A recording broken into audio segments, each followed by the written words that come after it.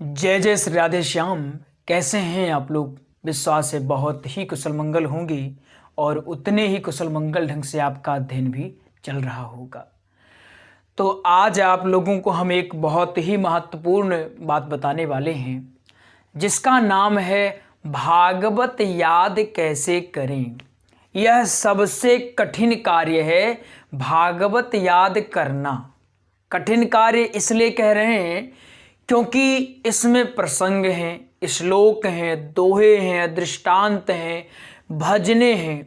तमाम चीज़ें आपको याद करना अति आवश्यक है और महत्वपूर्ण भी है। अगर आप बार बार देखकर बोल रहे हैं, इधर उधर देख रहे हैं, तो श्रोताओं पर इसका गलत प्रभाव पड़ता है और आपकी छवि दूषित होती है, धूमिल होती है।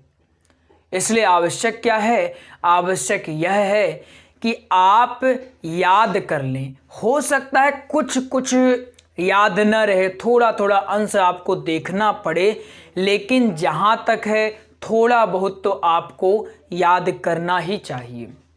ऐसा ना हो कि आप पूरा का पूरा बुक में देख करके बोल रहे हैं तो श्रोताओं को गलत संदेश जा रहा है। आपका ध्यान बोलते समय आपका ध्यान कहाँ होना चाहिए? बोलते समय आपका ध्यान आपके श्रोताओं की तरफ ही होना चाहिए। इधर उधर आपका ध्यान गया तो आप वहाँ से आपका चित्त कहीं और हटेगा और आपकी कथा कहीं और हट जाएगी। इसलिए आज का बहुत ही महत्वपूर्ण प्रसंग है। आप चाहें तो इसको लिख लेंगे, क्योंकि बहुत लोगों ने हमसे पूछा, कहते हैं गुरुजी बताइए, हम श्लोक याद करने की कोशिश करते हैं लेकिन हमें कुछ याद ही नहीं होता है। हम आज याद करें, रट्टा मारे, कल को भूल गया। तो क्या करें कि सदैव हमको याद रहे? तो चलिए आज जानते हैं। आज हमारा विषय क्या है? भागवत याद करने का। ये आप राम कथा में, शिव पुराण में, देवी भागवत में कहीं भी उपयोग में ला सकते हैं। क्या है हमारा टॉपिक? भागवत याद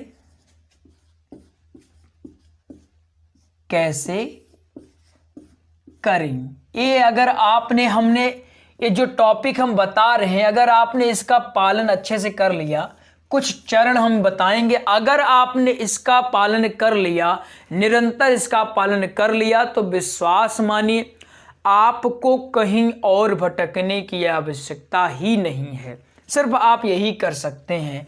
तो आपको अगर मैं बताऊं कि पहला चरण क्या है, पहला चरण यह है कि निरंतर पढ़िए। क्या है? निरंतर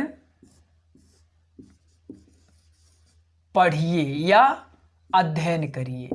देखिए, जो लोग ये कहते हैं कि गुरुजी हम पढ़ तो लेते हैं, याद कर लेते हैं, लेकिन हमको अगले ही क्षण भूल जाता है, तो आपको मैं सीधे सीधे यह बता देता हूं कि अगर आपने एक दिन भी छोड़ा, एक दिन भी स्किप करा, तो आप बहुत पीछे हो जाएंगे। ये श्लोक हैं और लगभग 18,000 श्लोक हैं भागवत में, लेकिन आपको लगभग 500 से 700 श्लोक याद करने होते हैं। उनमें भी कुछ याद करने होते हैं, कुछ को आप देखकर बोलते हैं। तो अगर आप ये सोचते हैं कि एक बार पढ़ लें और हमें हमेशा आजीवन याद रहे, तो ऐसा कभी नहीं हो सकता है। जो प्रकांड विद्वान हैं, जिन्होंने अच्छे से अध्ययन करके रखा है, वो भी अध्ययन करते रहते हैं, बार बार दोहराते रहते हैं। तो आप अगर ये सोचते हैं कि एक बार पढ़ लो, बाकी हमें पढ़ने की जरूरत ही नहीं है, तो यह आपकी गलत सोच है। तो करना क्या है? आपको करना यह है कि निरंतरता बनाए रखिए। आपको रेगुलर पढ़ने की आवश्यकता है। मान लीजिए आज आपने कोई श्लोक पढ़ा, तो कल उसको फिर से उठाइए, उसको फिर से दोहराइए और फिर एक दिन गैप करिए, दूसरे दिन फिर से उसको पढ़िए। यानी कि आप निरंतर उसको पढ़ते जाइए, तब जाकर के आपको याद होगा। पहला है। दूसरा क्या है? बोल कर याद करिए।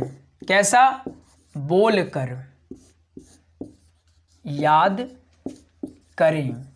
देखिए, आपका तो विषय भी बहुत अच्छा है, देखिए कुछ लोगों का विषय कैसा होता है, उनको बोलने की आवश्यकता नहीं हो, वो लिखना बस उनका काम होता है। लेकिन आपका विषय क्या है? आपका विषय है कि आपको अभिव्यक्ति करना पड़ेगा। आपको सिर्फ पढ़ने से काम नहीं चलेगा कि आपने पढ़ लिया धर्म क्षेत्र कुरुक्षेत्र समवेतायुष्यवः, तो इससे काम नहीं चलेगा, आपने सिर्फ रट्टा मार लिया।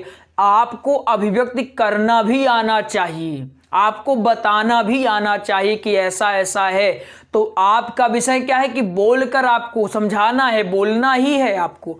तो ये आपके लिए बहुत ही महत्वपूर्ण है। जब भी आप कोई प्रसंग याद करें तो बोलकर याद करें। कैसे याद करें? बोलकर। मान लीजिए आपको हमने बता दिया कि भागवत की महिमा के बारे में, तो आप उसको पहले तो पढ़ लें, फिर उसको बोल बोल के याद करिए कि भागवत की अच्छा ये महिमा है, यहाँ ये हुआ, यहाँ वो हुआ, ऐसा हुआ, इंद्रलोक से देवता आए, देवलोक से देवता आए, सब लोग स्वर्ग का अमृत कलश लेकर आए, सारी चीजें मतलब भागवत। और अमृत को तौला गया, जब तौला गया तो कैसे हुआ, तौला गया तो कैसे हुआ, अपने भागवत जो है ये ऊपर हुआ और जो अमृत कलश है वो नीचे हो गया। यानी भागवत की महिमा अनंत है, वो अमृत से भी श्रेष्ठ है। तो यानी इसको बोलकर पढ़िए। बोलकर जब आप याद करेंगे तो आपको दो बेनिफिट होंगे। पहला तो आपकी अभिव्यक्ति अच्छी हो जाएगी, और दूसरा क्या होगा, आपको याद होता चला जाएगा। ठीक है, तो आपको बोलकर याद करना। तीसरा क्या है, अपनी भाषा में याद करें, अपनी भाषा में याद करें। अब अपनी भाषा में याद करने का क्या मतलब है? देखिए शुरू में जो साहित्यिक भाषा है वो आपको समझ में नहीं आएगी, इसीलिए आप देखते होंगे हमारी वीडियो में साहित्यिक शब्द थोड़ा कम रहते हैं, क्योंकि अभी प्रारंभिक दौर है, तो अभी साहित्यिक शब्द समझ में ही नहीं आएंगे। अगर कुछ बता दिया, उत्थान बता दिया, प्रत्यान बता दिया, कुछ ऐसे शब्द बता दिए वो समझ में नहीं आएंगे, तो उनका कोई अर्थ नहीं। या तो फिर उसको एक्सप्लेन करो, ढूंढो कि इसका क्या मतलब है, उसका क्या मतलब है। इसलिए प्रारंभ में क्या करना है, मान लीजिए आपने कुछ पढ़ा, उसको आप मनन कीजिए, विचार करिए कि आखिर कैसे है, और उसको अपनी भाषा में लाइए कि अच्छा अपनी भाषा में कैसे, भागवत की मान लीजिए उदाहरण कैसे दें। अब इसको अपनी भाषा में कैसे लेंगे, अगर इसको समझने का प्रयास करें तो कैसे समझेंगे? यानी कि जैसे अब आप लोग समझेंगे कि अब मान लीजिए आपने भागवत की महिमा को पढ़ लिया कि भागवत की महिमा कैसे थी, तो आप देखेंगे कि उसमें यह है कि भागवत और स्वर्ग के अमृत के बीच तुलनात्मक अध्ययन किया गया, इनको तौला गया, तो भागवत का पलना भारी रहा और स्वर्ग का अमृत जो है वो भागवत के सामने हल्का पड़ गया। इसको आप याद कैसे करेंगे? अच्छा, जो चीज भारी होती है वो नीचे गिरती है, ठीक है, और जो हल्की होती है वो ऊपर आती है। तो जब तौला गया होगा तो भागवत जी नीचे आई, यानी कि भागवत की महिमा ज्यादा है क्या? अब आपको इसमें समझ में आएगा। अच्छा, तो ये आपको दिमाग में घूमता रहेगा। अपनी भाषा जो है वो घूमती रहती है। जैसे आप दिन भर कुछ काम करते हो, वो आपको सदैव याद रहता है हमेशा। आप कितना भी पुराने चले जाओ, पिछले चले जाओ कि हाँ वहाँ फलनमा के यहाँ गए थे तो उसने मुझे दूध भात के लिए नहीं पूछा था, उसने मुझे बैठने के लिए नहीं दिया था, मैं कभी उसको माफ़ नहीं करूँगा। तो वो आपको याद है कि अच्छा उसके घर गए थे, ऐसा हुआ। लेकिन अभी कुछ अच्छी चीज़, अभी कोई बता दें कि आपको छठी क्लास में, 7वीं क्लास में ये श्लोक याद करवाया गया था, क्या याद है? तो कहोगे अरे गुरुजी वो तो देखना पड़ेगा, थोड़ा याद करना पड़ेगा तब याद आएगा। यानी कि आप ये समझिए बात को कि अपनी भाषा जो होती है वो हमें जल्दी समझ में आ जाती है दूसरों की अपेक्षा। इसी तरह भागवत में क्या है, जब आप साहित्यिक शब्दों को देखेंगे तो वो थोड़ा कम समझ में आएंगे, वो आज आप पढ़ेंगे कल भूल जाएंगे।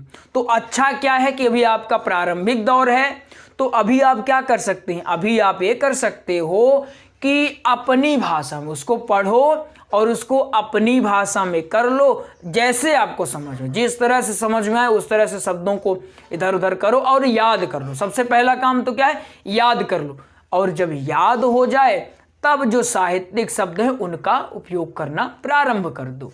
ठीक है, तो ये चीजें आप आराम से कर सकते हो। अब आते हैं अपने तीसरे चौथे और महत्वपूर्ण प्रसंग में, ये चौथा है और सबसे महत्वपूर्ण, समय दें, समय दें। आज मैं आपको एक विशेष चीज बताता हूं, आज आप नोट करिएगा। अंतिम में जब आपको सोना होगा, सोने से पहले आप एक कॉपी लीजिएगा, उसमें लिखिएगा। लिखना क्या है? लिखना ये है कि आज आपने भागवत सीखने या राम कथा सीखने या हनुमत कथा सीखने, जो भी आप सीख रहे हो, वह सीखने के लिए आपने कितना समय दिया। उदाहरण आप समझें, मान लीजिए आप सुबह जग गए 4 बजे। कब जग गए? 4 बजे आप सुबह जग गए।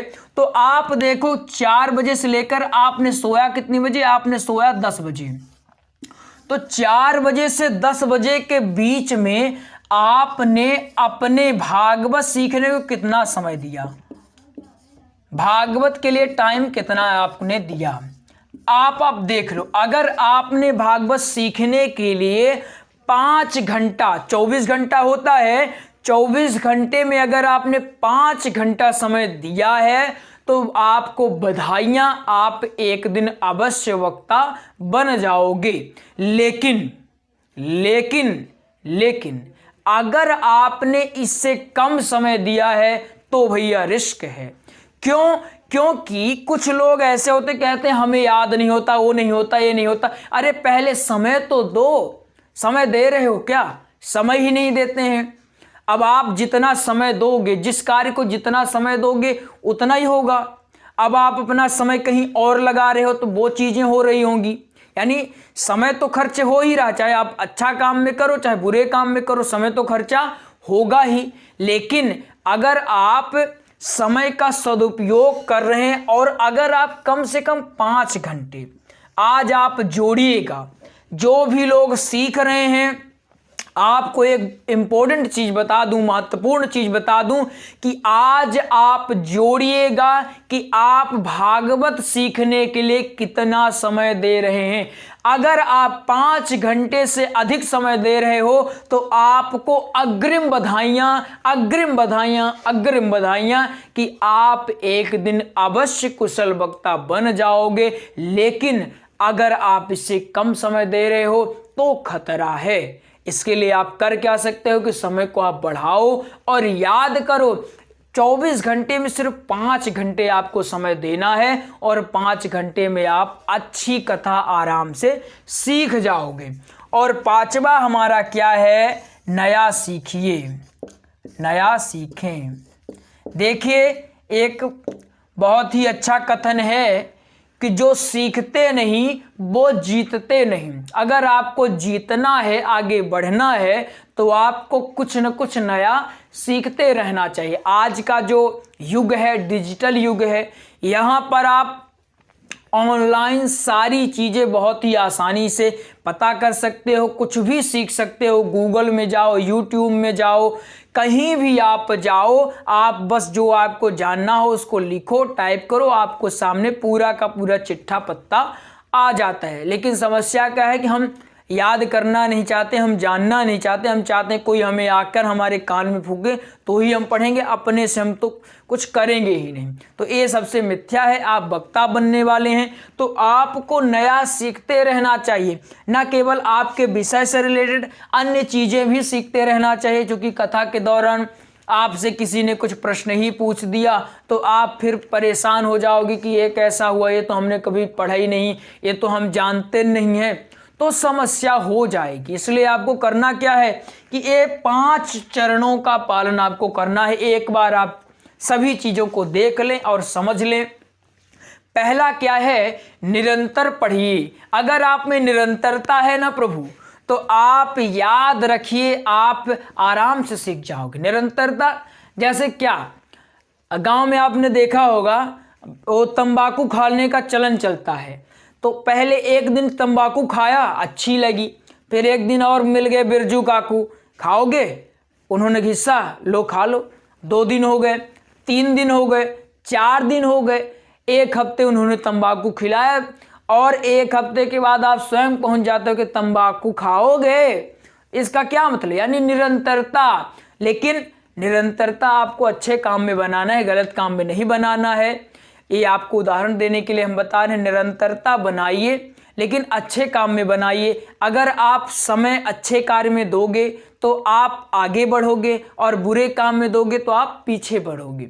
जिसने गलत सेवन किया, जैसे तंबाकू, मदिरा, ये सब इत्यादि जो मादक पदार्थ हैं इनका सेवन किया, तो धीरे धीरे फेफड़े नष्ट होने लगेंगे, बहुत कुछ प्रॉब्लम होने लगेगी।